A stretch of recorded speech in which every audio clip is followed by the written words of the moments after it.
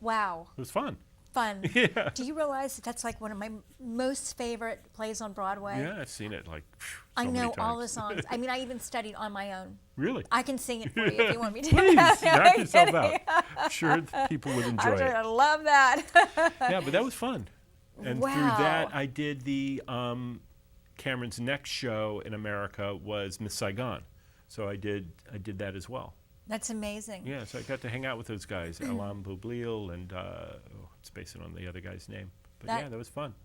So I want to skip forward a little bit. Okay. Okay. Where are we going? I want to skip over into you getting married and then you discovering, oh my gosh, I need to clean up myself and my things and well, I got all married. that. I had a quickie marriage when I was in my 20s. Okay. And I think I don't think anybody should be allowed to get married in their 20s. I think there should be a law. Okay? You're going to ban your kids from getting married. I think you should ban anybody. I don't think anybody is ready who knows themselves in their 20s. Right. I mean, you think you know everything. You're indestructible. You're going to live forever. Completely indestructible. And you think you know everything, but you really know nothing. Right. So any of you 20-year-olds out there who are thinking about getting married, just wait. Don't do it. So I got married, a quickie, boom, over, out. It was actually Madonna's roommate. Oh. I married Madonna's roommate. Oh, what was her name? Her name was Janice. Janice, and you guys were married for? 3 years. Okay. Over and out. The whole relationship was based on partying and drugs. Oh, fun. Okay. It was. Yeah, but, it was perfect at that time. Not a thing to base a marriage on. Right, no. Okay. So a couple years later, I met my future ex-wife, my future second ex-wife, Hillary. Yeah. And she was working in the music business as well. Was actually working for Reprise. And we were in the same building. And saw her at a party, and somebody said, Michael, you should ask Hillary out. So I asked Hillary out. And you married her. And we got married. And we had a couple of kids. Our son Zachary was born when we were living in London, because I was head of A&R for Warner's in England for a few years. Yeah.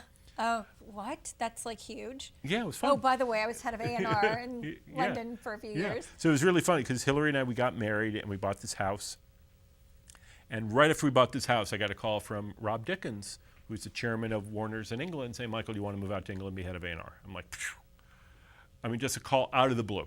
So I'm like, look, bro, I don't even know how to respond to this. I'm going to call you tomorrow. Okay, so I hung up the phone. I called Hillary. I said, you won't believe what just happened.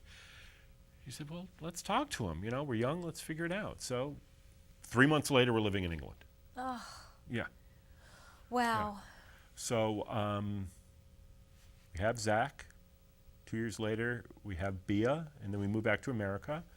And throughout this entire period, I'm pretty much high a lot.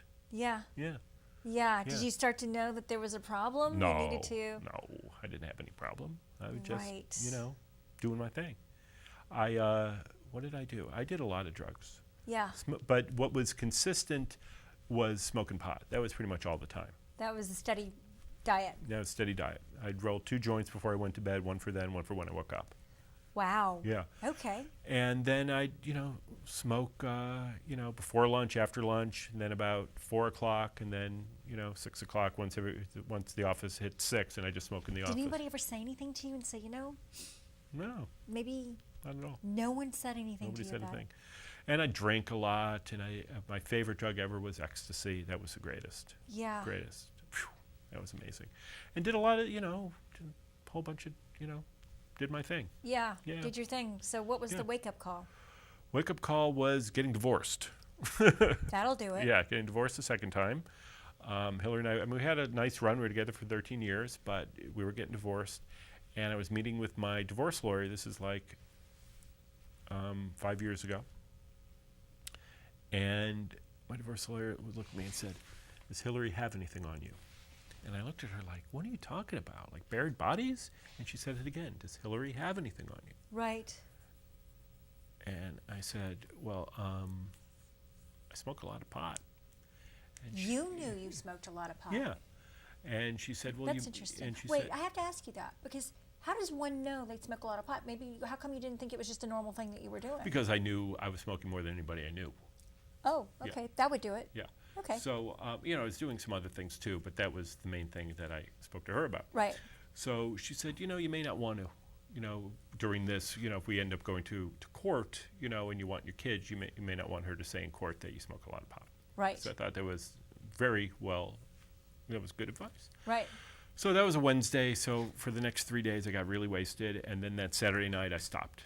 That was it. Saturday midnight. I smoked all day Saturday, midnight. I'm sitting in my room, smoked my last joint, put it out, and that was it. And that was it? Yep.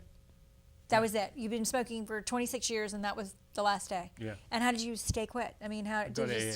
You went to AA? Wow. Yeah. Wow. And what was that like? AA, for some reason, it was pretty scary. Yeah. I had no idea what it was doing. Right. And a friend of mine who was like my Eskimo, Elizabeth, who's a really wonderful woman, said, Michael, raise your hand and tell people that you knew.